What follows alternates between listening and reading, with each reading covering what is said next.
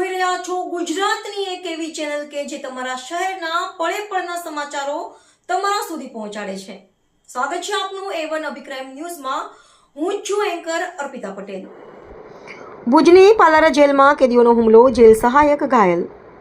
પશ્ચિમ કચ્છના ભુજ સ્થિત પાલારા સેન્ટ્રલ જેલમાં સુરક્ષા વ્યવસ્થાને પડકારતી ઘટના સામે આવી છે। મળતી માહિતી મુજબ જેલ સહાયક પ્રિતેશ શાંતિલાલ વડાવિયા પર જેલના બે કાચા કેદી રાજદીપસિંહ અને વિજયસિંહ દ્વારા શાર્પ હથિયાર વડે હુમલો કરવામાં આવ્યો હતો। હુમલા દરમિયાન પ્રિતેશ વડાવિયાના ડાબા કાનની નીચેના ભાગે ગંભીર ઇજાઓ પહોંચી હોવાનું જાણવા મળ્યું છે। ઘટના બાદ જેલ તંત્ર અને સુરક્ષા કર્મચારીઓ દોડી આવ્યા હતા અને ઘાયલ જેલ સહાયકને તાત્કાલિક સારવાર માટે ભુજની જીકે જનરલ હોસ્પિટલ ખાતે ખસેડવામાં આવ્યા હતા।